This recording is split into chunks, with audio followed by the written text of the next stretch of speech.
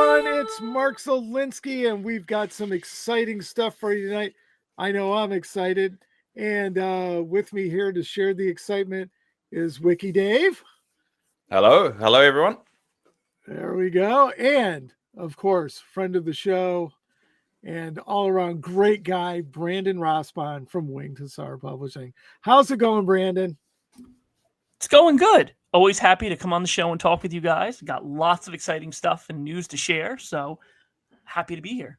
There you go. They finally took the wraps off of you, so we're starting to get more and more 4th edition stuff and stories and story arcs and all sorts of stuff. So it's going to be great. So, but first of all, I have to ask, how has been the uptake on the 4th edition and all that background work and stuff like that? You haven't been able to say a whole lot of anything to anybody. So what's that kind of like, trying to manage all that in the back end? Well, I will say the same thing I said last time. Maybe, maybe not. Maybe there's nothing I can talk about. Maybe I've come on the show just to say, I don't know, to every answer. But no, I'm kidding. It's been challenging in a good way. From the start of everything that we've done with Mantic, it's always been we want the novels to coincide with the game. We want people to be able to seamlessly play the game, be interested in, every army, and then pick up a novel, be able to read it, enjoy it, be able to piece together the lore of their army that they play as and play against, and be able to build an army based off of that. And when we first started, it was kind of, we were feeling our way through our relationship and figuring out what the direction we wanted to go in was. With any company that we work with, when we start doing novels for them, it's kind of a, well, let's see what you've got type thing. And, they leave it to us to try to contract the authors for the novels, put the plots out for the novels. They don't really have a necessary direction they want to go in because it's a new process for them. But as we've worked with the companies between Mantic and Corvus Belli and Warlord, et cetera, as our relationship grows, we start finding out what direction we want them to go in and how the novels are to be portrayed. What characters are we allowed? What aren't we allowed to do? What storylines can we touch? What factions and armies are completely off limits? And, we've talked about this before from the very beginning, how the Brotherhood was off limits because they were going to get completely revamped, into now we are completely involved in the V4 lore. So I've been working closely with Matt and the team at Mantic for a while now, just to try to make sure all the storylines are lining up properly, making sure we can get the releases on time and in the right direction where they want to go. And while our publishing backlog has been very full in the past because we just want to try to get as many stories out as we possibly can, our schedule for 2026 and onwards is very, very tight. I actually am getting close to the end of my contracted novels because we're trying to make sure that everything that comes out from this point forward ties directly into V4. We've done a slew of different standalone stories. And we've done stories that tie directly into the lore, like Ben's Dwarven Civil War novels and Mike Rossi's Honor's Price. That is the first Free Dwarf army that came back to land on WHP.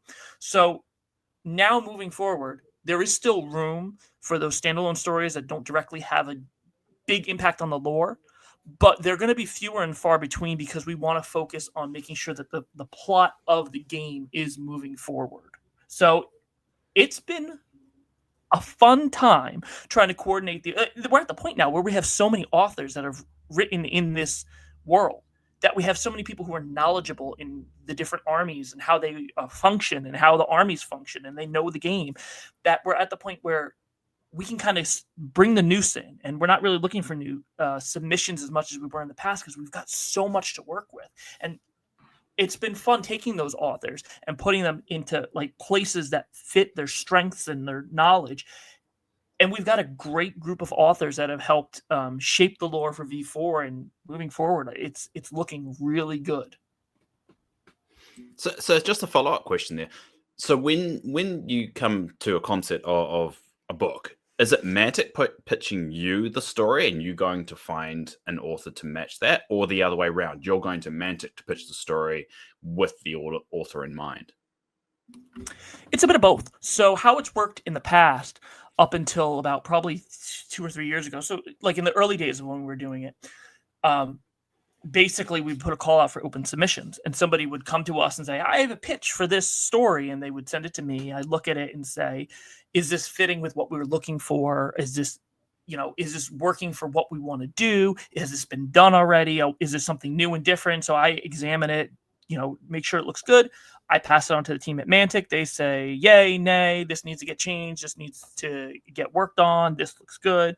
And then it comes back to me. And if it gets approved, we move forward with a novel. If it gets denied, we say, sorry, this isn't what we're looking for. We can revisit in the future, if you can send me another pitch. But more as we've been moving forward, and this is the direction we take with all of franchise we work with, we say to them, what do you want? What do you want out of this relationship, Mantic? What stories do you want to see? Where is the lore needing to get strengthened? You tell us, and we'll come up with a pitch. So, for example, a few years ago, we had a meeting between Matt and what I'm going to call the quote unquote core authors of Kings of War and myself. And we said, all right, basically we had a discussion of where do we want the novels to go? And Matt said, this is what I would like to see. And these are the stories I'd like to address. So probably maybe 2 years prior to Pride of a King, Matt had said to me, I want a story about Dwarven Civil War. But I don't remember if he said it or we came up with it. I think he said he wanted it to be more of a mystery instead of a straight war story. So that's how the concept of Pride of a King started. I said to Ben and I were talking, and he said he wanted to do dwarves. Originally, he was going to do a sequel to Drowned Secrets, which, for those that don't know, it's a Trident Realm-focused novel. And he still got that idea in his mind, but he wanted to move in a direction that would be more productive to see his stories make a bigger impact on the lore. So he switched tracks from Trident Realm to dwarves. And so now he's done one novel, and then the next novel is coming out this November. So I don't know when this episode is going live, but very soon this novel is coming out. And then after that, it's going to be a third novel, which is TBA.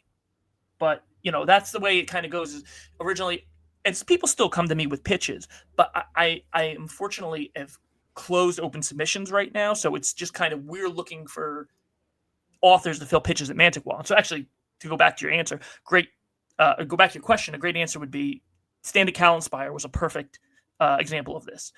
When we first talked about doing novels to coincide with the army books, we had to try to find the right author. And Mark was working on a project. Clint was working on a project. Ben was working. Everybody was kind of working on projects. So we're like, we need to bring somebody else into this to lead off with a good, strong, heavy name. And so Clint had suggested to us, hey, I know Joshua Reynolds, and he's looking to do work in other franchises. You could ask him. So introduced us, talked to him. For those that don't know, my dad Vince, who's the head of Winged Hussar Publishing, he worked for Black Library for over 10 years. So we have connections between connections, and through Clint, and Clint introduced us to Joshua, and Joshua and my dad know similar parties. So we were able to have that conversation, and Joshua was happy to come on to the fold, and he's been an integral part of the team since coming on and helping to write Callanspire, and then do all of the work with us on the lore for the V4 and the first army book. And he is not directly involved in the writing of those two things, but he had to work with the authors like Clint and so on and so forth to be able to make Stand at Callanspire, whatever, meld with the V4 lore. So that was a case of Mantic said, here's what we want to do. Find the author. Got a new author, and he's a perfect match. I think people are going to be really happy with this book. It's a very different style from the other novels, just how it's written, because Joshua's got a bit of from his background and experience, which I'm sure you guys will get some of that background information when you have him on. He's his style is different than the other authors, and it's a great difference. It's fresh and unique, and there's nothing not to compare to any authors to say one is better and one's not, but it's different. And that's what I would like to see, is something different. So even though we have a standard and a style that we follow, I want to make sure people who read Mark know it's a Mark book, read Ben know it's a Ben book, and read Joshua know it's a Joshua book. And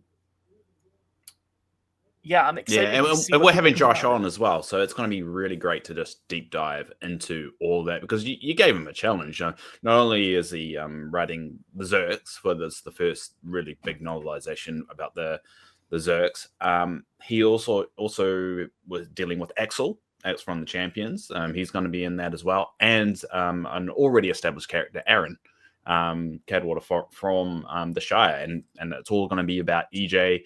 Halfling. So there's a lot of big things that this book is going to be covering. So you really gave him a task. It's quite interesting. And I have to shout out credit to him. And I've said this to him in email, but he had to learn everything about Kings of War before jumping on this project. He didn't know anything about Kings of War. And he has done, and that's also something interesting that shines through when you look at somebody like Mark and Ben, who are avid Kings of War. They played the games. They know what the lore is like. So they tried to represent that that army feel of the game in their novels. But then you have Joshua, who's never played Kings of War, but he's got the lore, like, even without me having to do a real deep lore check, he got the lore really well. There were things that I had to, things we had to course correct as the novel went on, and certain established concepts we had to reestablish as, okay, you interpreted it this way, but it's actually this way. But there was very minimal of that done for a first-time Kings of War author. Clearly, he's not a first-time author. I mean, we even got, when Mantic did one of those social media posts about announcing Stand at Callenspire, there was a comment that said, "Oh man, you guys got Joshua Reynolds to write this one." And I was happy to see that, because it's like, yes, that's the exact kind of reception we wanted from the novel. So Josh did his homework really well. Have to shout that out, because we're now, we're in V4, and how many novels do we have out? He was able to pull as much of the lore as possible to make it very accurate. So great job from him. Oh, that's fantastic. So speaking of the novel, this one has never been brought up on any of the previous releases that we've discussed. So I'm assuming that this one's kind of like Pius. Mantic came to you and it had to get slid into the schedule, and you need to get an author and everything else like that. So is that kind of how it happened, timing it up with the 4th edition release? And did he give you more time than 6 months this time? Yes. So that was part of the early conversations we had when we did this, as we said, we kind of explained what the difficulties we had with Pius were. And I said to the team at Mantic, I'm like, if we want to do this, if you want a novel to coincide with every army book to be released, we can provide that. But we need time. We need this planned out and, structured in a way where we can get it out to marketing and we can get it out to wholesale release. And, the core audience we want to hit is obviously Kings of War players. But as I've stated before, these novels can be picked up and enjoyed by anybody of any, that likes fantasy. Best example is at Adepticon this past year. There was a young woman who walked up to the booth and said, "Oh, this book looks cool. It's got halflings riding dogs. I don't know anything about Kings of War. I'll buy it." And we sold Broken Alliance. So that's the whole point of what we want to try to do. So we need that time to market the books and send them out, so that way, companies like Amazon, Barnes and Nobles, et cetera, can put their pre-orders in and get it in time. We had lots of time. And I will say to you, I cannot say much about it, but I can say all of the novels that coincide with the army books are already scheduled. I can't tell you any more than that because I don't want to reveal anything, but we have everything lined up. So you'll see, the tough thing is in doing that, how do we show that out to retail and the public to get pre-orders without spoiling it before Mantic does? So that's why the cover for Stand at Callenspire, for those in the know, was just the Kings of War helmet. We just had a blank template that said, this is what the novel, the cover to be announced, this, and we gave a blurb for the novel. But when you read the blurb, it doesn't read anything like it necessarily ties in to V4. You see, oh, cool, Axel's mentioned. That's neat. But that's the whole point of, we have to tell a story that will hook you. We have to tell a pitch that will hook you, but not tell you it's directly involved in the V4 lore. What's going to happen? Said, yeah. That said, I don't know what we're going to do about book 2 because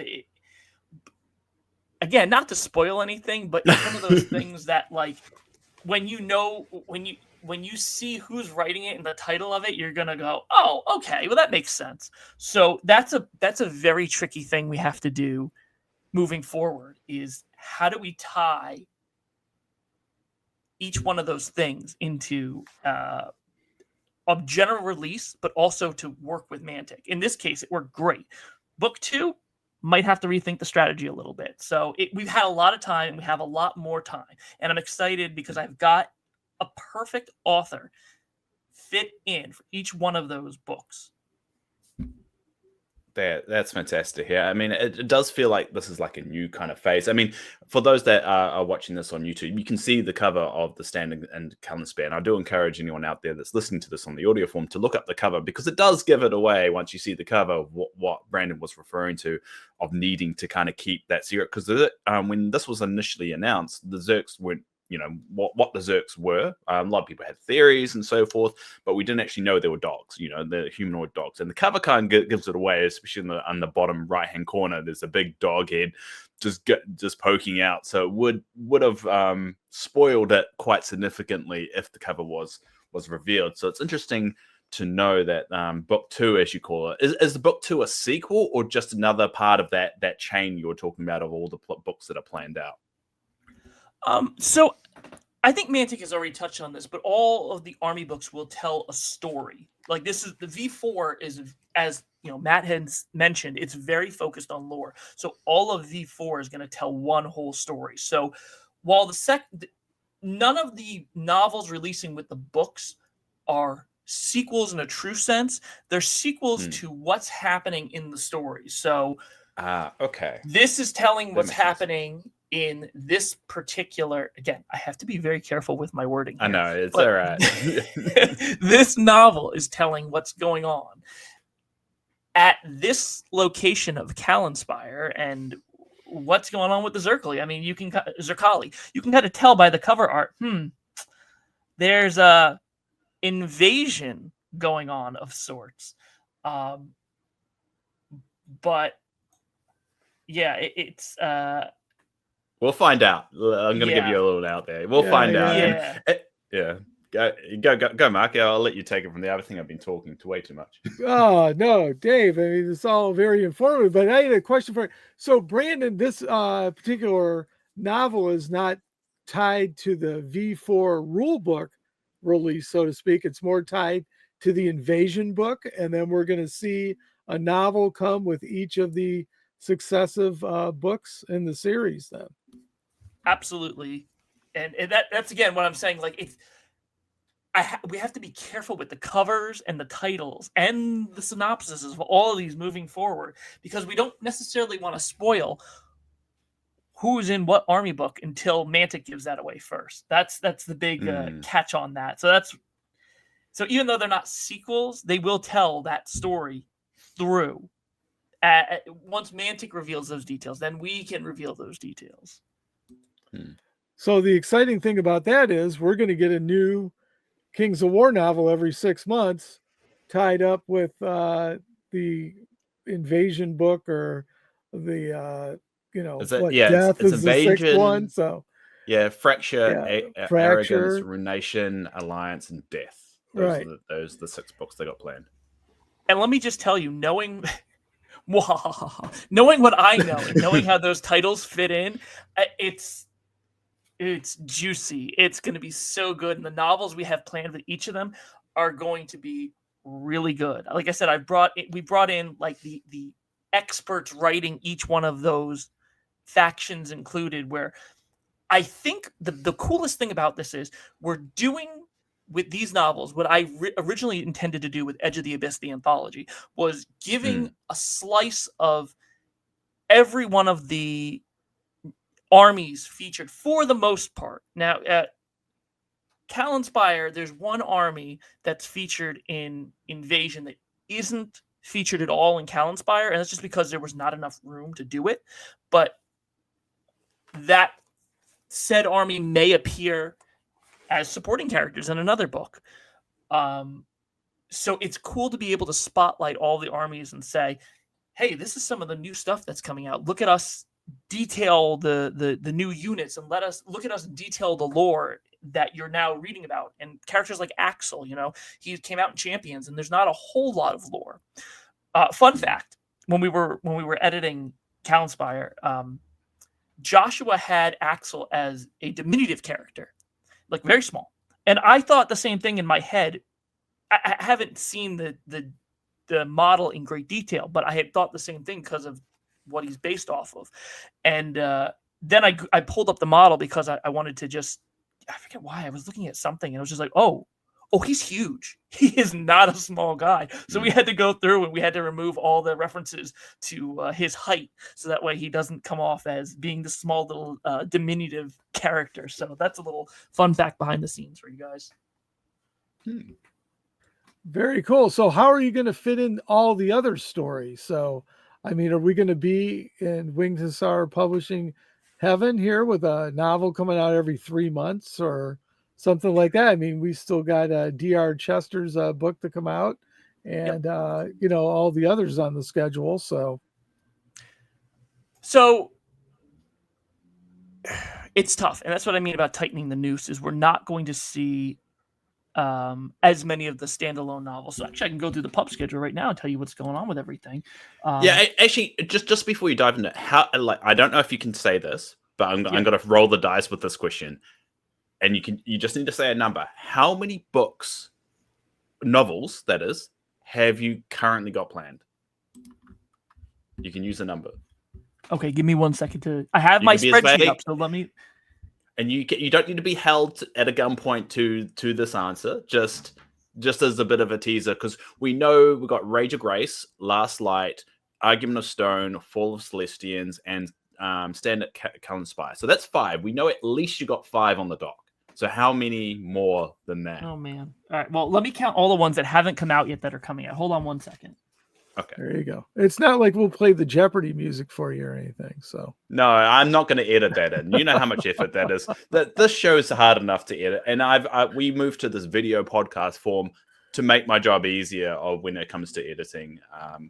I mean, Fred does the audio, but with the video, all the video stuff on YouTube, I do, and I've got a heart condition. I shouldn't be doing so much stuff. The doctors are probably just gonna kill me sooner if I keep on stressing myself out too much. So there are so right now you can potentially look at 10 more novels that are coming in the next few years. On top of the 5 that I just said. With the 5. With the 5. Okay, cool. Yeah. Sweet. So let me give you a quick run. Let me give you the quick and dirty rundown of what's going on. So this month we have Argument of Stone. That's coming out. Actually, it's at the printer right now, so that should be out soon, probably the end of this month, beginning of November. Last Light is December. I'm almost done editing that one. Stand at Callinspire is November. That's again already at the printer. Rage and Grace is February. That's again so that's on its last draft, but we had to put it on temporary pause so that way we can focus on all the V4 stuff. Then after that, I have. I'm curious about Fall of Celestians. What happened to that? Because that was supposed to be January. I thought that was supposed to come out. It's done its first draft. I've already edited the first draft of it, but Clint had to put a hold on that because of V4 and a number of other projects. So I'm ready to go with that one as soon as it gets back to me. Unfortunately, it's just to put it mildly, things in life take precedence to writing, and that's always been our motto at Winged Hussar Publishing. If there are things in life that are happening, we don't fault the authors for having delays in the writing, because there are things in life you can't control, and that some of that stuff's been going on with Clint. And so we are very understanding of his situation. And when he gets it to us, it'll be ready for the next draft. I mean, obviously, you see we have the cover ready to go. And it's good. It's telling it's an amazing cover. I love it. It's a really good telling of the Celestians, and I think it'll be even more prevalent, as people get into the lore and start understanding more about the lore, which V4 is trying to push more towards. But I will have an update for you guys when I have a better idea of when that will be. Cool. That is a question I got a little bit when I said you're coming on. Is someone was asking what happened to Four Celestians? So we'll rip that band-aid off. Anyway, sorry for derailing things. I'll let you continue. No, it's fine. Other than that, there's a few that are still in the works. Different.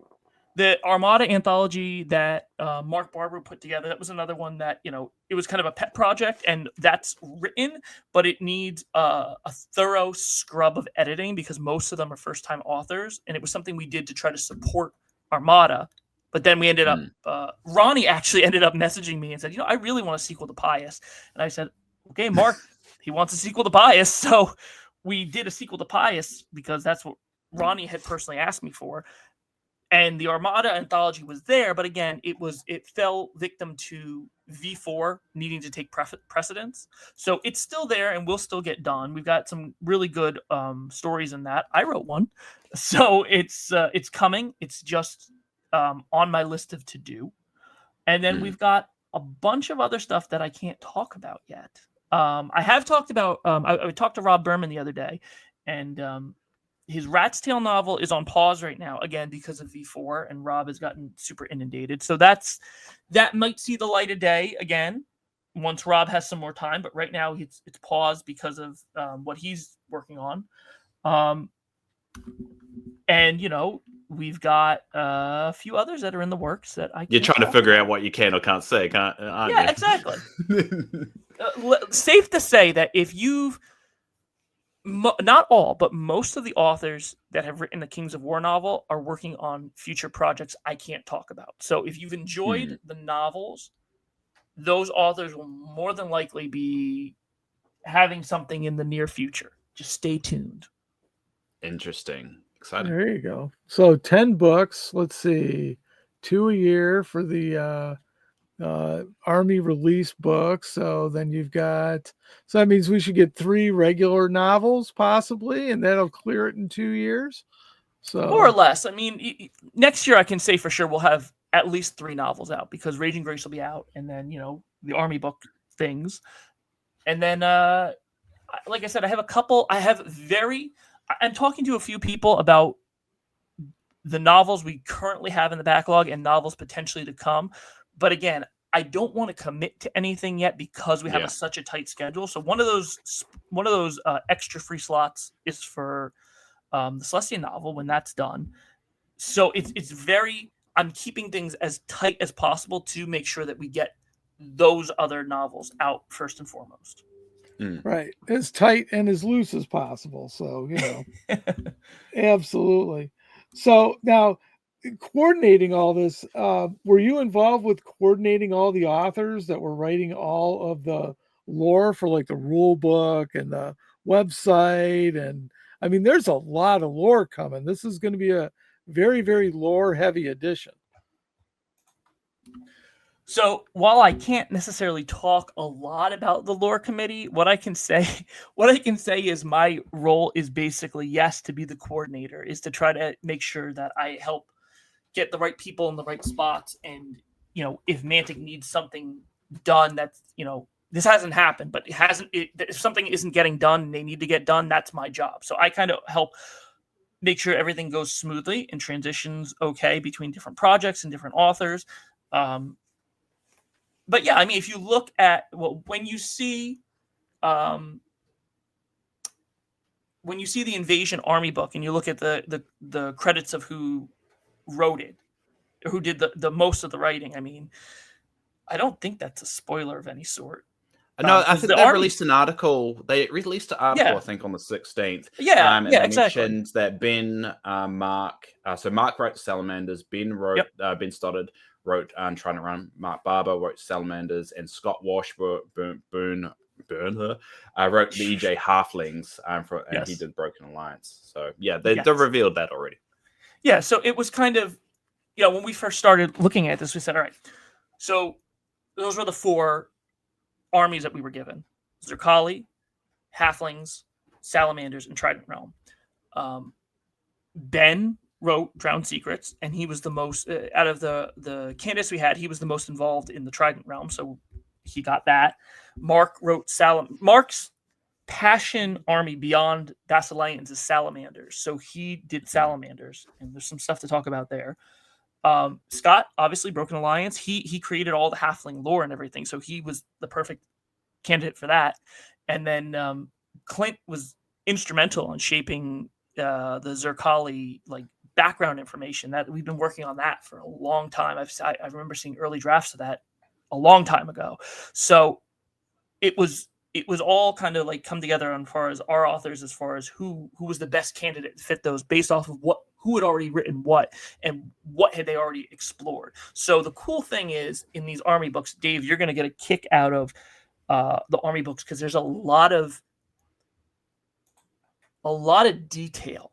So things that you're like, I wonder what somebody's favorite food is, for example. That's a very vague detail, but I'm just throwing that out there.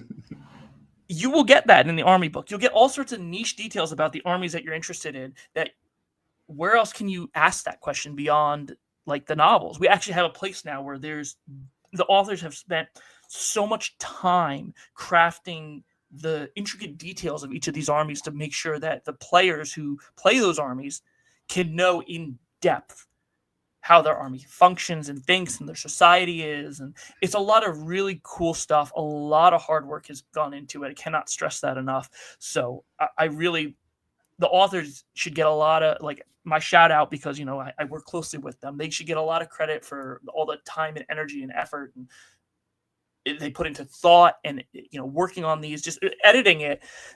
It was a really fun read, and it was cool to see different details and how it was done, and just the presentation and the layout of these army books. I think it's going to be really cool for people. And again, it's something I would really like to hear feedback on when it releases and hear what people think. But just from what I saw on my side, it's something new and different. And for people like you, Dave, that really want to know more lore, and you, Mark, and just people who want all the little details that you can't get anywhere else, this is going to be amazing. And to add on that, actually, you've reminded me of a conversation that literally happened a couple of days ago in the Mantic Discord.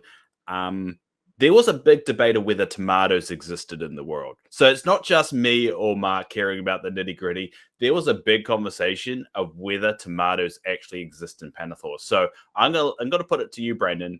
You're going to have to try and give an answer on this because this conversation went on a while about whether tomatoes existed. I couldn't find any reference in the lore whether tomatoes existed. So yes or no, do tomatoes exist? Not until it's written in anything. Somewhere. Yeah. So but at the moment, no. I can tell you, pumpkins exist. And it is the Zerkali's favorite treat. Ah, there you go. Oh, so we've got yeah. pumpkins. Lockdown pumpkins. There you go. And I know what I'm sure in Broken Alliance you could go through and find little references of what it, especially when they talk about gastronomy. I think they mentioned a few things around what other things, but all right, there we go. Pumpkins confirmed. At least that's an exclusive for MUP. There you go. There And is it ties in with the Halloween theme. So yes, Yeah, exactly. In some of the novels, there are some made up flora and fauna type thing, but one of it's a trope that's hard to do in fiction. You can make up. I to be honest, I find this easier to do in science fiction than I can in fantasy. But you can make something up. But if something exists and there's probable cause why it should exist in this universe, why make up something new when something exists? I actually think this might have come up in Rage and Grace, and I have to actually go back and look at it while I'm editing it on my next round. But I think that the conversation of pumpkins came up, and Danny and I had a conversation about it, and I think I ran it, but I don't remember the exact words because it's been a little while. But I think he either came up with something that's close to pumpkins, or we ended up saying, okay, this sounds a little silly to use it in this context. Let's just use pumpkins. That's the big thing with these fantasy. When you're creating something in fantasy is you want to create and you want to flesh out the world, but you also don't want to make it sound too silly in the case of just saying, well, why are we going with that when we could just go with what it normally is called? Yeah. It's like we're like just changing one letter of that particular thing. And that kind of just sometimes doesn't feel worth it. just call it what it is, you know? Exactly. It's good to have creativity and world fleshing and world building, but you also want to make it sound natural, because when it seems unnatural or too silly and it doesn't flow as well, you just break the illusion you're trying to portray of the fantasy. But on that note, there are some real world stuff that doesn't sound right, like dragon fruit. That doesn't make any sense. Why do people call that damn fruit a dragon fruit? Does not look like a dragon. It's spiky, but that's about the extent of it. It doesn't make any sense. But especially in a world of fantasy where you have actual dragons, it would be silly to call it dragon fruit unless the fruit has a more dragon-based origin. Yeah, and the real world dragon fruit doesn't look like a dragon. I was very disappointed when I heard about that. It doesn't taste nice either. But that's just me. There you go. So, Brandon, we've talked about the novels coming out. We've got like 10 of them going. Now, Ronnie keeps talking about multiple story arcs and, evolving stories and things like that. So, the army books that we're going to be getting, for lack of a better term, are they going to be the main driver of the story arcs, or do you need the combination of the army books and the novels to fully realize and appreciate all the multiple stories going on? So to be honest, they're more or less two pieces of a puzzle. The army books will give you the overall story of what's going on with those particular armies. The novels will more or less be hyper fixated on a story within that. So, like I said, Kalinspire. So now that the armies are all out for invasion, I can say this. So the salamanders don't feature at all in Kalinspire. They're not in it at all because lack of space. You can't fit everybody in there. So it'll tell you what's going on at Kalinspire with the other armies, but it won't tell you about the salamanders. But again, they will feature somewhere else. So they're two pieces of a puzzle where if you have both, they'll complement each other, and you can find out, you can see the bigger details in the army book and an actual story in the novels. And this is something that actually came up in conversation the other day. So there aren't going to be scenarios within the army book, but you can, and as you guys know, you can take the stories that you're reading in the novels and you can absolutely make scenarios out of so many different battles. I mean, this is a conversation that the authors and I have had, all the authors, to be honest, is there should be, and I'm going to throw this out there on MUP just for S&Gs. If there's somebody in the community that wants to create scenarios based on the battles in the novel, I'd love to see it and I'd spotlight it. But these battles are meant to be recreated on tabletop. The authors have written it in a way where I'm going to shout out Mike Carter because I love Mike Carter. But Mike Carter was very fond of saying, like with the first novel, Steps to Deliverance, he was one of the first people to give us some really good feedback. And he said, I can absolutely see how this novel is represented on the tabletop. And that's what you couldn't ask for higher praise on a novel that's set within a tabletop game. You want to be able to deliver that satisfaction to the gamers while still presenting a cohesive, enjoyable story to anybody who doesn't even know anything about Kings of War. Right. Well, that was always a complaint, I guess, or something people noticed about the Warhammer novels was, it didn't relate to the tabletop. People would say, well, the rules don't reflect what's happening in the novels. So we don't have that problem with the Kings of War novels. Well, it's interesting because, I had this conversation with Matt before, and he said, the novels don't have to be a one-for-one of the game. They don't have to be army battle after army battle. And that's why, we see there are some novels that have smaller scope. So like Rage and Grace, there's one big battle in the novel. And I think Danny said he did that specifically to pay homage to the fact that it's in Kings of War. But you're focusing on a single elf character. Obviously, there's a handful of supporting characters, but the focus is on one particular character's journey as opposed to a whole army.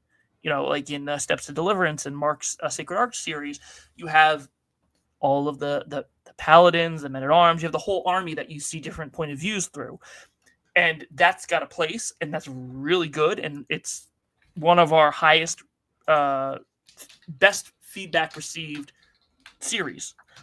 But we want to make sure we incorporate something for everybody. Yeah, and just to add on there with Mark, as I've been cataloging the novels, which as much as I appreciate all the novels come out, I'm gonna be bloody exhausted. So I do make a rule when a novel comes out, I wait 6 months before detailing a lot of the stuff, the plot and so forth. But I've been going back and actually currently cataloging the Steps of Deliverance. I'm even breaking down the 3 battles that take place within that book, and you can, if you actually look it up on the wiki, it will tell you exactly how many troops on each side, or to the best of our ability. So if you really want, you could actually take that as a guide and recreate it. So the whole idea of that is to do exactly what Brandon said. And yeah, he's 100% right. The way it's worded in Steps of Deliverance is clear that Mark wants you to recreate it if you possibly can.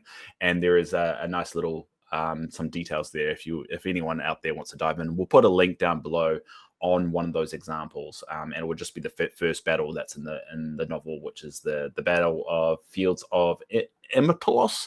I've named it, so they may not be 100%. So, but yeah, I just wanted to add on there.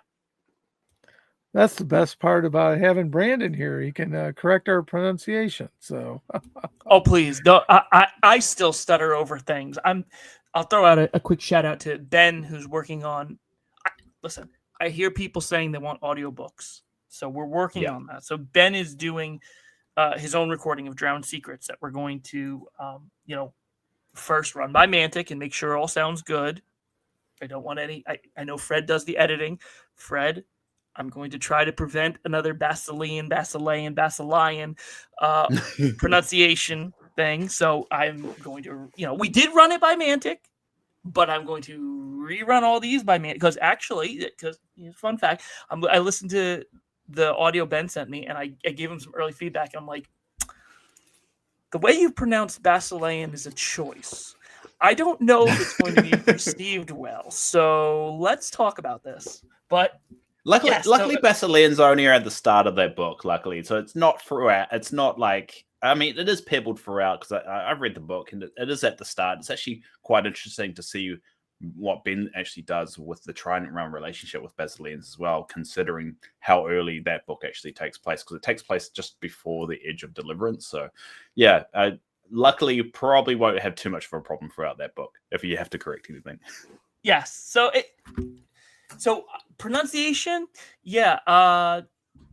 Don't hold me to anything. I'm an editor with words on a computer. Speech is a whole nother story. Yeah. All right. Well, I'm going to jump in and save you here. We'll switch the topic real quick. One of the things Ronnie's also mentioned on some of the podcasts is that the story is advanced in time, and it sounds roughly 40 to 50 years. I mean, is that something you're allowed to talk about? And one of the reasons I bring it up is like, well, how old is Orion, Estelle, and the rest of the folks? Is there like some kind of bridge? Do the novels like advance and recognize that some of these older characters are old? So it's nowhere near that large of a time space. I don't know if Mantic has officially announced that yet. So, well, just to help you, Brandon. So the most up to date story that we have, and because I chronologize all this, is in 3870.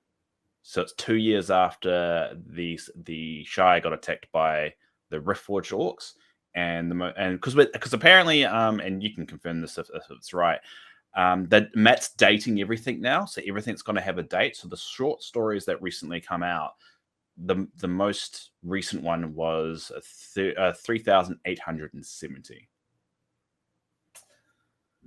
So I will just say that it's not a 40 or 50 year advance. It is a very I'll say this: when we first started talking about V4, that was one of the concerns that we had, because we're like, hey, if we're working more closely with Mantic, and the novels are going to get their proper appreciation, basically everything that's been written is kind of now in the past, and we can't continue on with any of the stories because all the characters are old and decrepit or dead. So we were assured it was not going to be that far of a gap until something officially comes out from Mantic. I'm not going to confirm what that said year is, but it is advanced enough where all of your favorite characters, for the most part, are still active and in play. And I will add in that one of the short stories that took place in 308070 was Alana Stannis, which is the Basilean champion from Champions, and that story was talking about them interrogating a Yan human who is part of the Zerk Empire. And all of a sudden, it sounds like the invasion started happening there. So my gut feeling, and you don't need to confirm this, Brandon, this is more just speculation, is the Stannis Cullen Spire takes place when the Zerks are invading and doing their big invasion thing around about 3,870. So I think everything is going to be around there. And I'm very, very happy for that fact, because I feel like the joys about these fantasy worlds are building legacy characters, building characters with really cool story arcs and seeing them grow. And I think Aaron Cullen Water. Yes. It's going to be very interesting to watch him grow, because when we saw him in Broken Alliance, he was a young buck. He's got this legacy now. He's going to be in the stand in Callenspire, and it's going to be awesome to kind of see these characters grow. And I'm so glad, because I know there was rumors of Ronnie saying every year he wants to jump ahead 10 years, and I don't like that, because I mean that it starts to get boring if you just have characters only around for a couple of stories or events and they die. And that's just kind of like you get so invested and you just have to move on. So I get you're a situation you have to. I don't know any inside knowledge about exactly when the new books take place, or when all the invasion happens, but my gut feeling it's around that 70 mark, the year mark. Well, I'll tell you two things. So the issue with the time jump and the non-issue at the same time is that most of the races within Pannilore have longer lifespans than humans. Humans are really the only ones that suffer from the short times. And halflings. I think halflings are only like 70 years old. Yeah. So you see that within, you see that in Rise of Celestians. That's a perfect example where you see so many of the descendants over a few chapters.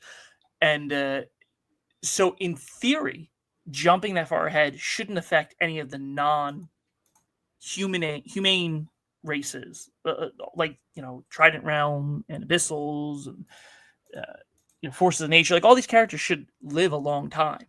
But when you've got humans and you've got Basileans as arguably the face of Kings of War. I mean, most people.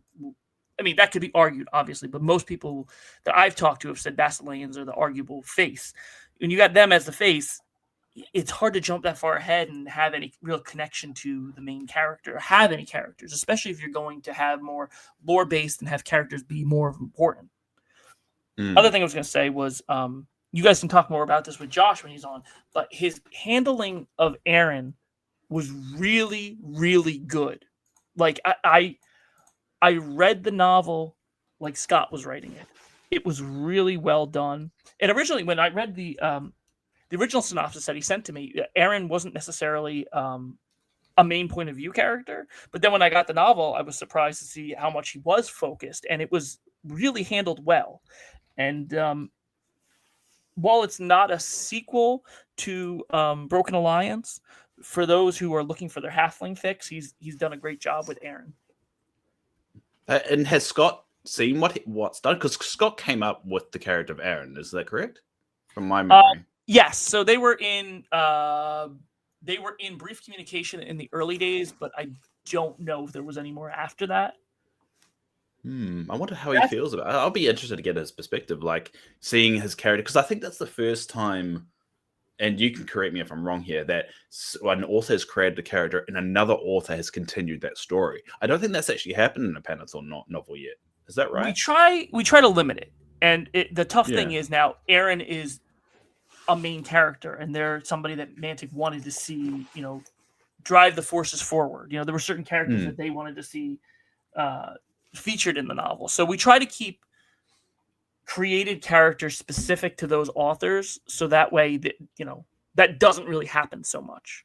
But when it's that give and take. So we've elevated the status now. Aaron's important, but he's got to then be featured in other novels. So I guess that's part of where I come in to make sure that the characters are handled with care and done respectfully and properly to the original IP or the original writer. I mean, there's only so much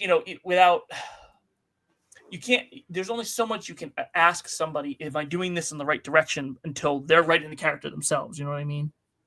It's an interpretation, and you get that in art. I mean, people interpret a character different ways. You see that, we've seen that with so many different franchises. Iron Man, that's a good example of how it's portrayed on screen versus how it's shown on the comics. And it's just a different interpretation. So it's really cool just to start to see different voices about the same character, get a general consensus of what a character is. And I'm really looking for it. Aaron's one of my favorites. I think I've said this before. Broken Alliance is what got me into Kings of War and got me fully invested. And Scott was so receptive in my questions initially when I started talking to him on Facebook. He was just he told me a lot of information. That's when I started getting really big into the wiki, and I could really thank Broken Alliance, Aaron, and Scott for really getting me in this situation and causing half my life to be about a damn a wiki that I built. Well, you'll have a lot more information to keep you busy when that army book comes out. Scott's done a great job with filling in a lot of really cool background information about the halflings. Yeah, it surprised me. I didn't know Scott was actually writing it, and it's good to hear, because we haven't heard really from anything from Scott since he did the Clash of Kings 2022 book and also the Broken Alliance, and it was kind of silent from then, because I was hoping for a sequel to eventually come out. But to see his voices, I'm so stoked, and I think this is definitely a compliment to you and to everyone behind the scenes that have been working. The fact that we are getting a book that has so many influences of people that love the world, because I've talked to Ben, I've talked to Scott, I've talked to Mark. They all love Pannilore and the world that's here. And the fact that they're helping influence the future of the world and the past, even, a lot of this will be about history. I'm just so stoked that this really does feel like more of a collaboration. It really feels like people that are passionate behind the lore and it's like using the right tools for the job kind of deal. You've used the right tools for this job. This job shouldn't be written by the people sculpting a model or making the rules to a game. This was actually written by the ones that write novels, that really dive into it. They don't have that preconceived notion of what they want on the table. They're just wanting a really cool faction. So and then, that said, we work very closely with, we've always had a very good good relationship with Mantic, but even with this, we're still working very closely to make sure that what they want to see is delivered, to make sure it's still all as canon as it's ever been. So we're still doing what we've always done, but just in a higher, I guess you could say, a higher profile setting. Yeah. There you go. So taking all this together with all the characters, one of the other things that we heard was we could finally be getting Winged Hussar Publishing characters in our armies for Kings of War to play on the tabletop. Now, I'm sure you can't tell me a whole lot, but I had to ask, because you know me, I want to ride an Estelle. So I'm really excited about that. But is there anything you can relate to that? I mean, all we've gotten so far is that it's going to happen. So, but not a lot of detail beyond that. So I would first say, next time you have... You can tell he's saying this with a smile on his face. For anyone listening, you can tell Brandon's saying this with a big smile on his face. That's right. And that's why his camera's not on, because he'd be giving everything away. So exactly. So next time you have somebody from Mantic on, stress that that's what you want to see. I mean, that's what they want to hear from, is the gamer saying, I want to see, rules and minis of this character that we've grown to love. That's the only way they know that what we're doing has a real impact. So, I know a handful of them that already have rules in process, and I cannot say. But I can say Zake from Mark Barber's Sacred Arc series has official character art, and he is the first one that will be coming with rules. Aaron already has rules. Zake, the Salamander Zake. Oh, that's in Hero Fallen. It's actually, I think it's actually based off, if memory serves me right, off his son. I think his son's created that character. Yes. And behind the scenes, he makes a little spiel out of the front of Hero Fallen. Yeah, Hero Fallen is definitely like a Dungeon Saga story. If anyone's interested of a novelization of what Dungeon Saga, that is probably the closest we've got so far, and that's actually extremely exciting. That perked me up. That's awesome.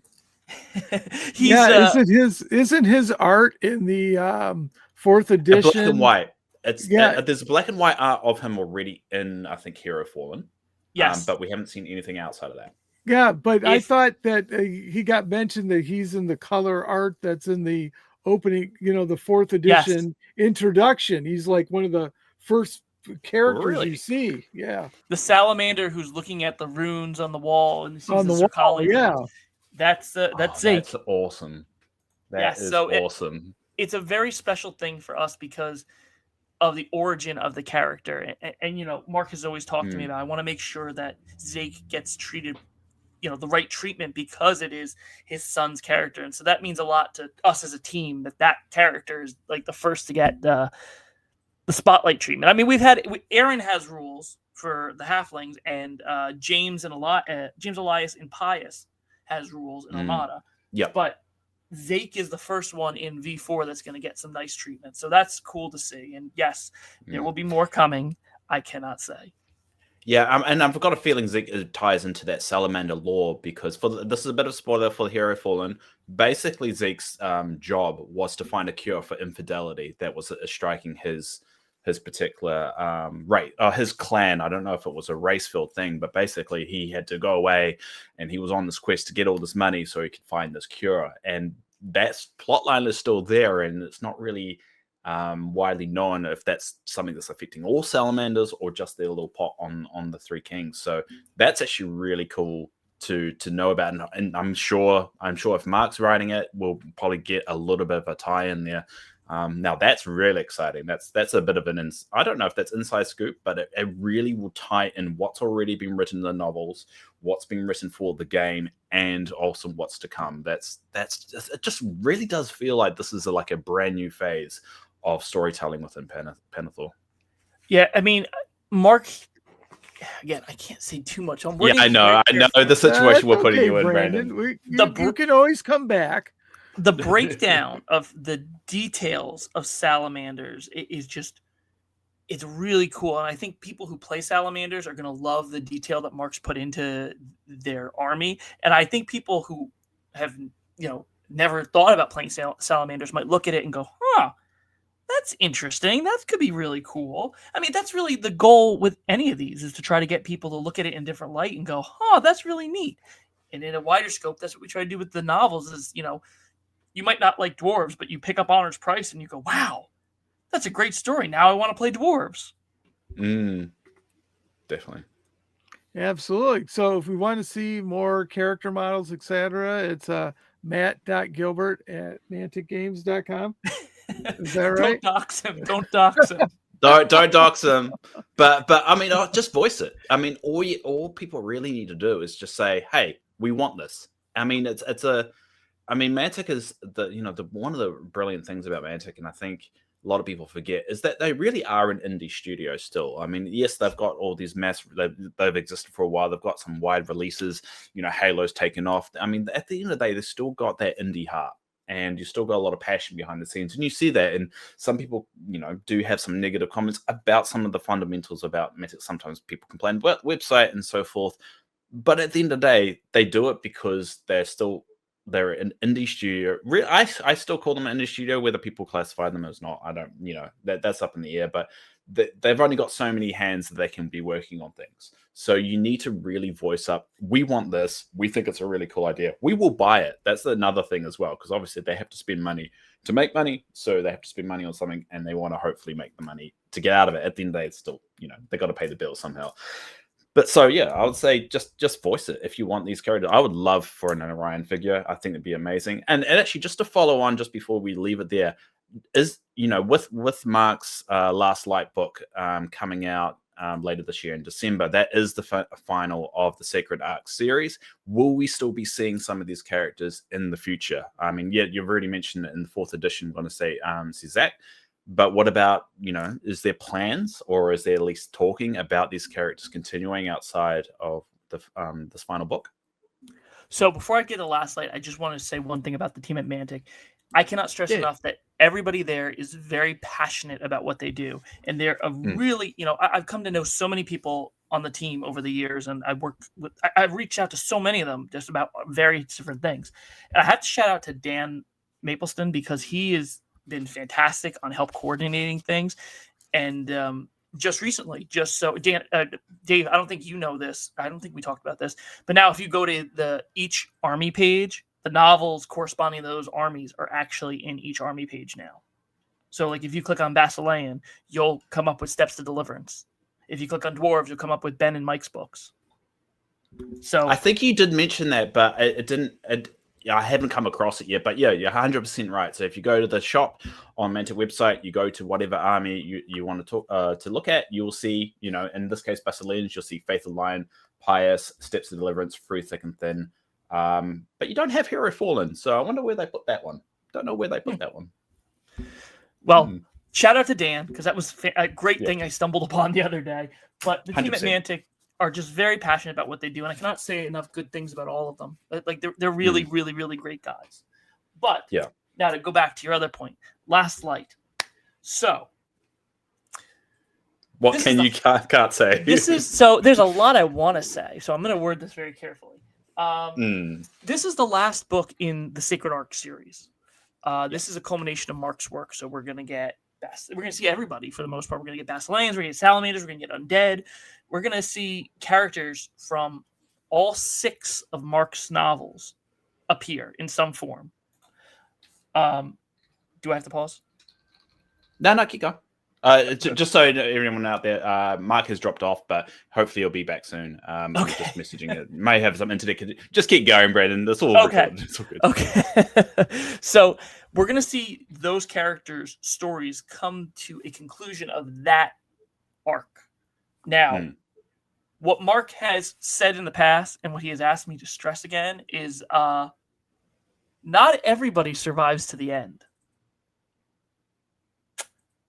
So I'm not. So they should just leave it there, because I mean they are young. I mean, if we are, obviously you can't confirm this, but if we're playing around with that 3,870 year, it's only about 5 years. So Orion, if we take that year, he's 32 in the timeline.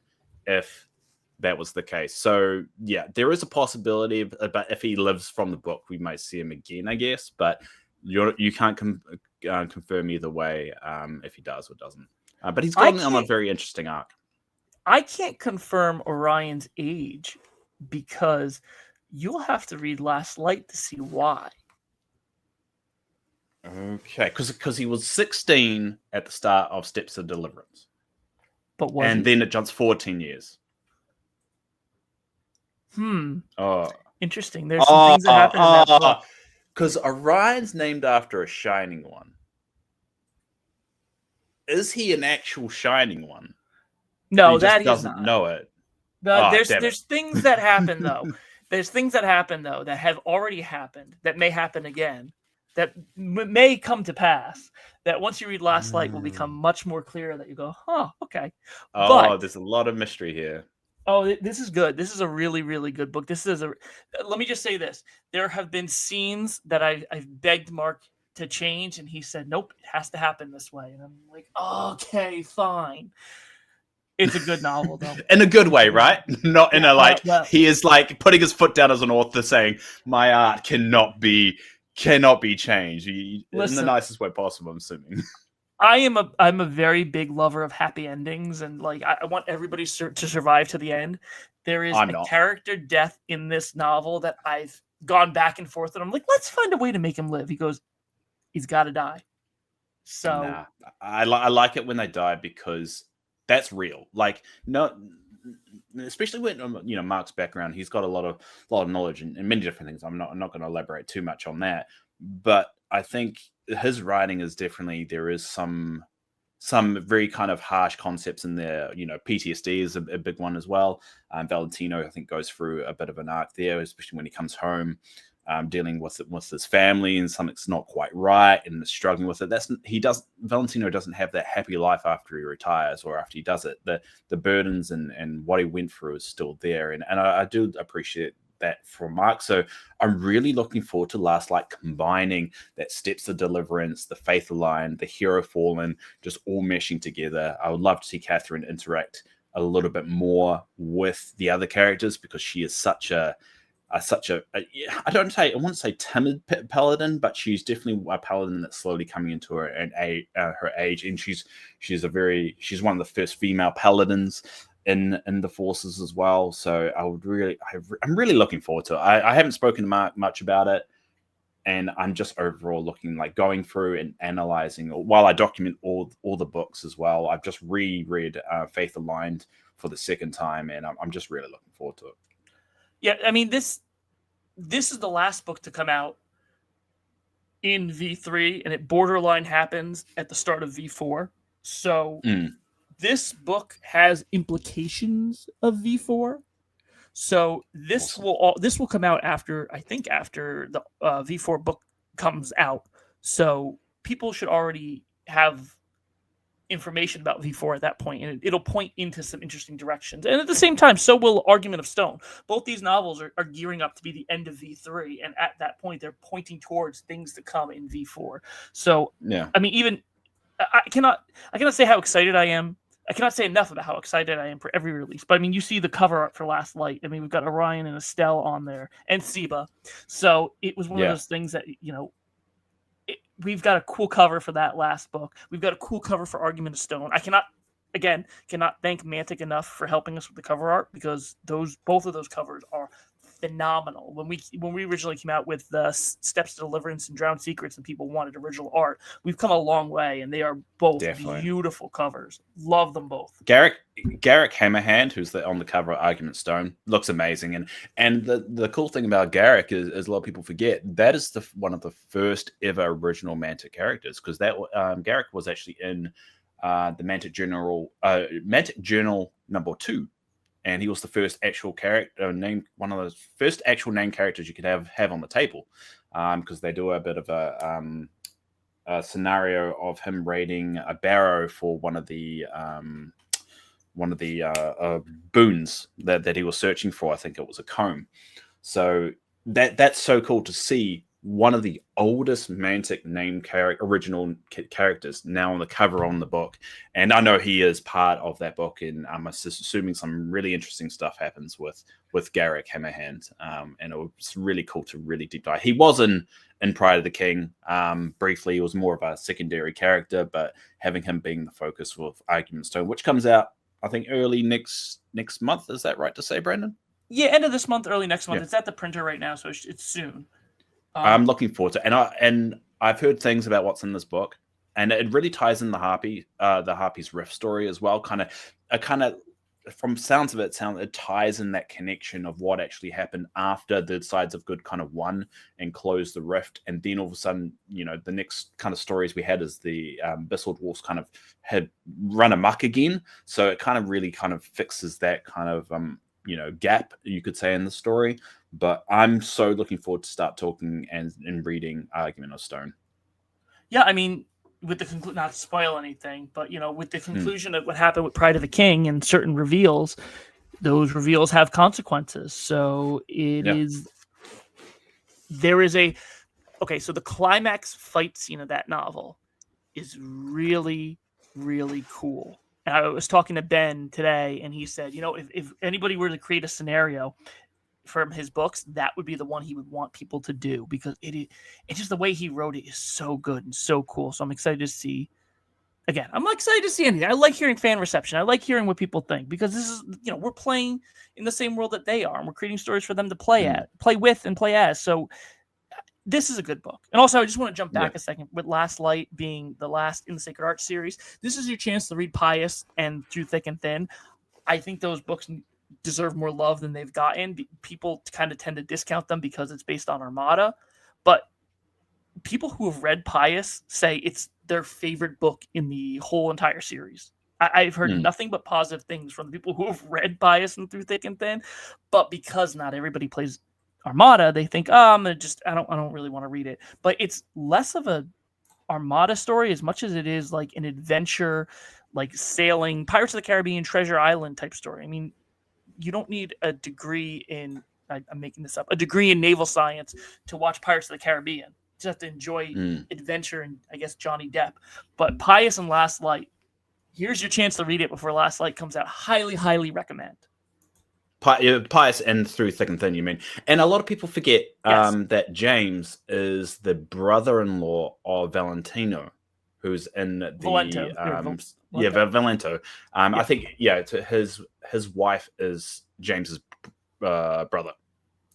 So there is a link there. They do have a link there, because they mentioned a couple of times of receiving a letter and talking about a promotion to being a captain and so forth. Doesn't name James specifically, but there is a link there. So you could say like the Secret Arts series and the Pious and Through Thick and Thin is all tied together. And just a little note, Through Thick and Thin does have some little nuggets that we might see more of that story. So I would recommend people to read it and read both of them. And I really hope we get a third one from it, because it'll be really cool to tie all that up. As of right now, I think Last Light. Well, okay, so as I said, all the characters throughout Mark's series are in Last Light. So you have to read Last Light to see what happens to James and. Captain. Really? So is James in Last Light? Are you spoiling something right now? No. Not spoiling anything. Like I said, all of his characters are in it. So all the named characters make appearances of some sort. All those that are still alive that is. Okay, fair. But if his uncle's not going to come back to life. No, sorry. He has name drop though. He does have a scene with a name drop. He name drops him so many times. It's like, don't forget his uncle died. Don't forget his uncle died. If you want a third book in Mark's Armada series, then we need reception, because Mark's kind of that's not in the cards right now. But if people want more, we need to hear it. And you could always bounce around the timeline. Actually, that's a question. Sorry for jumping back in there, Mark. Mark's actually rejoined for those that are on the audio side of it. Just to put, how much freedom is it to jump around in the timeline to tell stories? Because I mean, yes, we got Rise of Celestians, we've got Fall of Celestians, which obviously go back in time, and these recent novels that are coming out, as matching the current releases from Mantic to match that timeline. Last Light takes place in 65, and I think Argument of Stone's probably around about 66, 67, based on where Pride of the King was. Do you have any idea whether you're going to bounce around in the timeline to tell different stories? I mean, we still, the founding of the League of Roydana might be an interesting story to tell in the future. I mean, it's always an option, but to be honest, most of the authors want to stay current. It's an issue with behind the scenes. So when we wrote Steps to Deliverance, I mean, it was originally set in V2, and we had to, it was before the timeline came out, so we kind of played with it. So, Steps to Deliverance actually came out in V3, but originally the conception was V2. So, because it's the type of thing where if we set it there, then V3, then we're not going to, it's not going to be current anymore, and so you can't really continue on with that. So, unless an author comes up with I'll make a Star Wars reference of a Rogue One type of story, or they do a Celestians type of story. It's everybody wants to stay current in the current gen, so it's possible.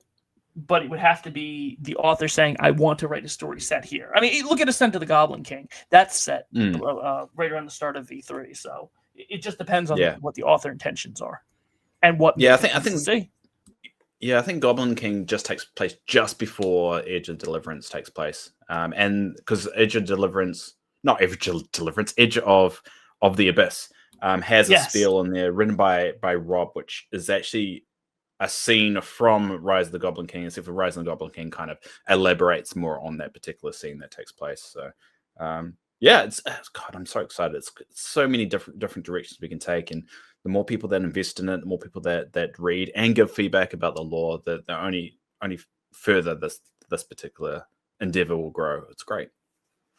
Yeah, and again, like I said, there's limited slots in the next few years. So if there's a book or a series or an army that people want to see more about, give us that feedback. Pass that feedback on to me directly, and I can look to see how we can make it work.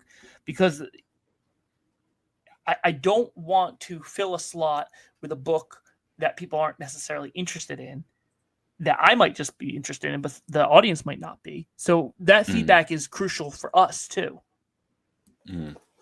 True. And how would they get that feedback to you? Snail mail and Pelican Express.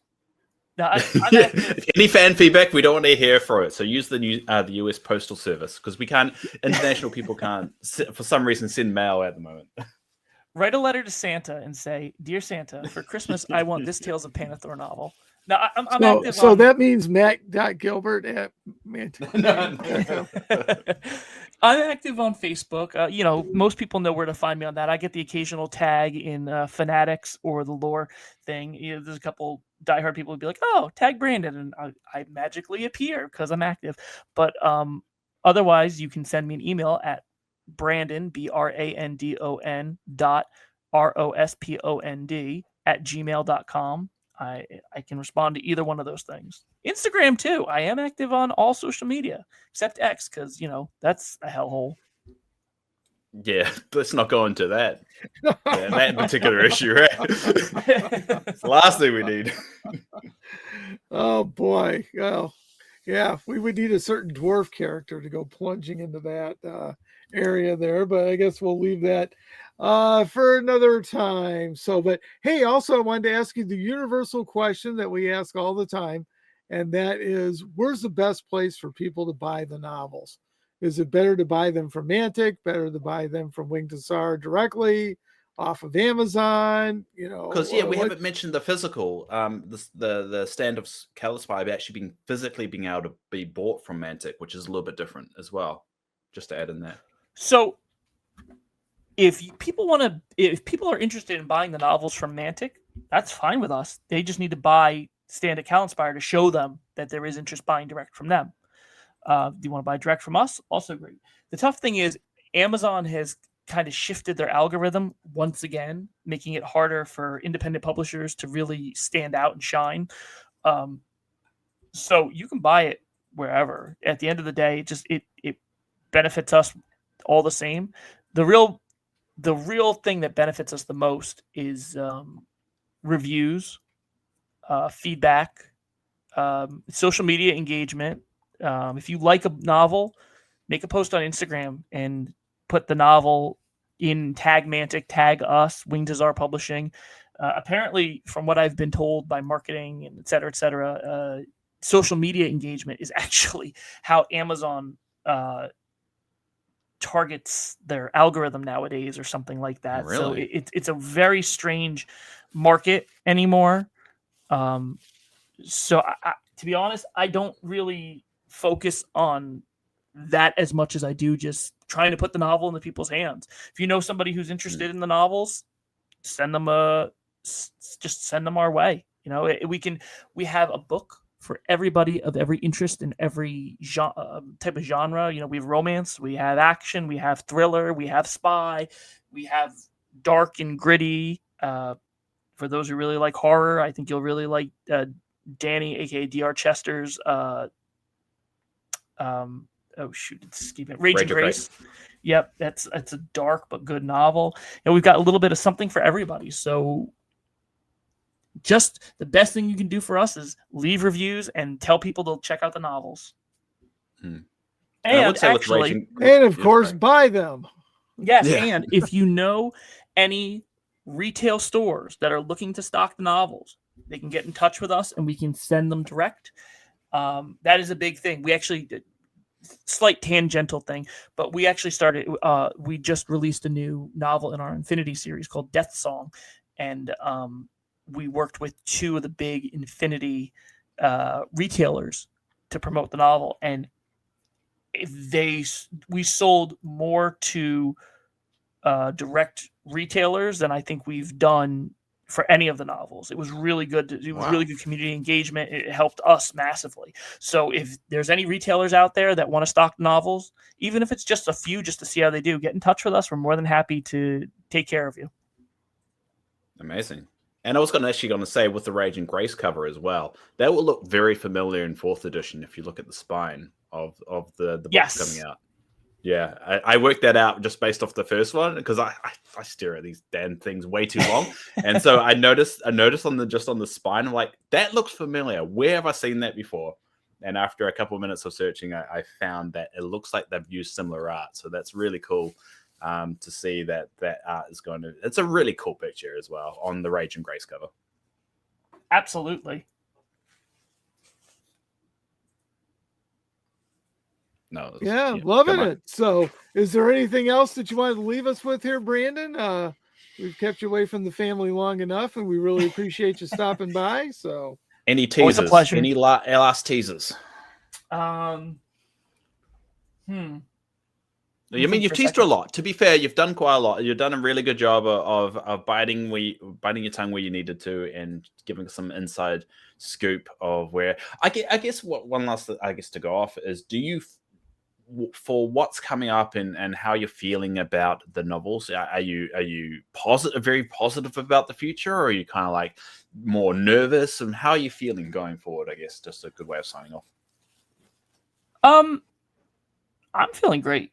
Really, I feel the connection we have right now is stronger than it's ever been, and it comes down to people need to show up. And what I mean by that is, if you support what we do, if you want to see more of what we do, if you want to see more audiobooks in the future, if you want to see us, if you want to see more minis and rules and art, you just got to support. I mean, it's one thing to say, like, cool, good for you guys. But it's another thing to say, I'm going to buy this novel. I'm going to read it. I like it. I'm going to tell my friends about it. And I'm going to leave a review that says, X amount of stars, good novel, or X amount of stars, I absolutely hate it. But that's it. I feel really happy. I'll tease one thing. You may or may not, maybe, see a novel with my name on it in the future. Just in general, or in Pannilore? Oh, well, I mean... If you're looking at this on YouTube, you can actually see my novel, my standalone novel, not related to Pannilore, as my picture. But in Pannilore, you might see my name on a novel in some point in the future. Because didn't you help with Nature's Night? You did a little bit of editing on Nature's Night. I did a little. I wrote one of the sections. One sections, yeah. I wrote it's been long enough, and I don't know if anybody's ever guessed the sections correctly. But I wrote the last fourth in the novel. The last fourth? Did I write the last fourth? Yes, I wrote the last fourth of the novel. So everything after the retelling of the story was my hand in it. There you go. Exciting. Didn't you have something in the first novel too, the Tales of Mantica? I edited the Age of the Best. Yeah. You edited it, yeah. But I have it. It's. I love writing. I'm very, very passionate about it. I love telling stories. That's why I'm in this whole field. But in being an editor, you really don't get time to write too much. And I just haven't found anything that really calls to me that says, this is what... Oh, wait, no, I did have a short story in Edge of the Abyss. You're right. I did have one. But I haven't really found... I had an idea for a Pannilore novel. It just didn't come to fruition because I couldn't make it work the way I wanted it to. But stuff has come up and we've had conversations that I feel very confident about writing something. And I've talked to Mark about Mark and Clint actually, and a little bit to Ben about my potential idea of something, and they've all said, I think this has legs. So we'll see. Crimson Winter. That's the story that you wrote. That's it. That's it. Yeah, that's I the wrote one about about Chill, yeah, and up north. That kind of left more questions than answers. Interesting that. Yeah. Well, that's actually the way a good story should be sometimes, right? If they're leading into the next one, you definitely need more questions and answers, but very interesting. Very interesting. So, but Brandon, thank you so much for stopping by. It is always a pleasure. You know that you have an open invitation anytime to stop by. We always love chatting with you, and give our best to Vince, and tell him not to be a stranger as well. So, but what a golden age for Mantic novels and everything else. We got Joshua Reynolds and C.L. Werner, and in the stable, not to mention all of our new authors and stuff like that. It's working out perfectly. So as we kind of discussed many years, gosh, probably over a decade ago, discussing all this stuff. So it's just fantastic to see. And I'm just glad it feels like it's just finally hitting like what, adolescence, maybe. It's, I mean, we got 10 books coming out in 2 years. So, I mean, that's fantastic.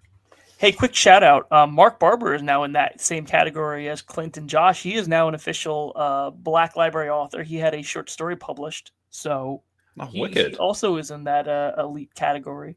Very nice. Yeah, Mark he's done probably the most for writing, for novels in Pannilore, and a lot of the success, I would say. He wrote Steps of Deliverance, really the first one that everyone gets referring back because it was good. And I think it really showed and laid the groundwork of what was to come. And he's done so much, and he definitely doesn't get as much credit as he should. For me personally, just viewing the wiki as I go through it, him expanding the Basilian, the faction, and really fighting for it. And there's so much passion behind it, and I'm so glad he's still involved with writing and now really helping found the future of stories, especially for the Salamanders, and I'm hoping maybe in the future Basilians as well. It's really great to hear that Mark's still kicking around at being one of the original OGs.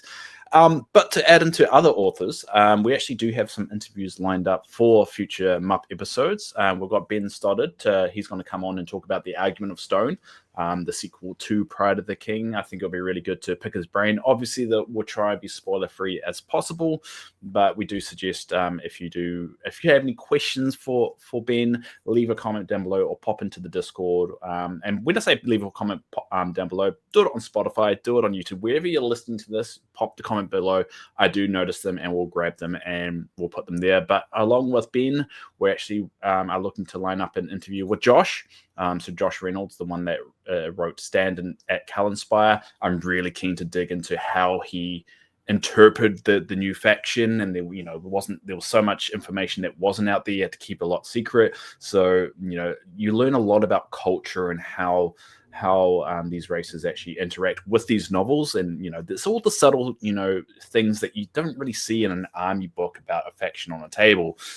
Sometimes these books really add into how they talk to each other. It'll be interesting to see how the yarn and the Himalions, well, the dogs, kind of interact, and what's the hierarchy there, or do they see themselves on equal footing, or is it more of kind of like a slave kind of master kind of dynamic? It'll be really cool to kind of read that and to discuss that with Josh. And we've got in the future, hopefully, we've got Clint, who's helped with the 4th edition writing. He's put his hand up and he said he's more than happy to come on and talk. So I really like to dig into his brain. One about the Rise of Celestians, because if anyone's read Rise of Celestians, you would have read about the twins that were mentioned there, and now those twins actually play a big part in the modern lore in 4th edition. So it'd be really interesting to see, was that line already drawn when he wrote Rise of Celestians? How does that look going forward with Fall of Celestians?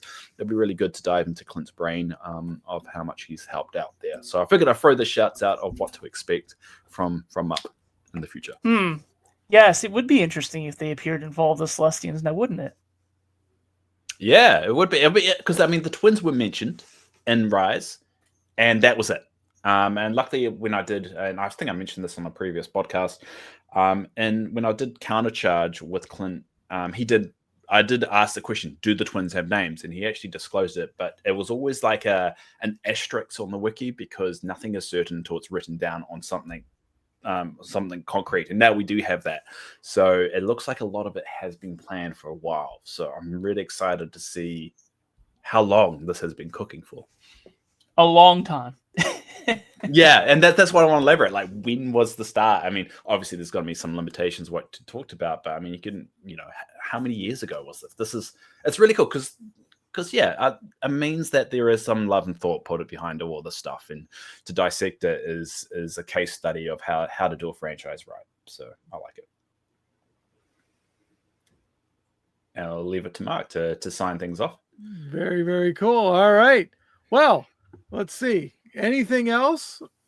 So we've said it a couple times and we've gotten some great information, but it's very, very cool. So no, all right, we're going to Brandon. end this because my ADHD medication's worn off. So I'm becoming verbal diarrhea and me jumping in all the time is getting awful. So there you go. All right. Well, Brandon, thank you so much. We really appreciate it. And again, stop by anytime. You know my name, you know my number. So just give me a buzz and we'll get you straight on. And we're very, very excited about all the upcoming novels and everything and the minis. And it's just all coming together. It's a very exciting time. Absolutely. I agree completely. Thanks for having me on, guys. Always a pleasure talking with you. Talk to you soon, Brandon. And until next time, folks, take care.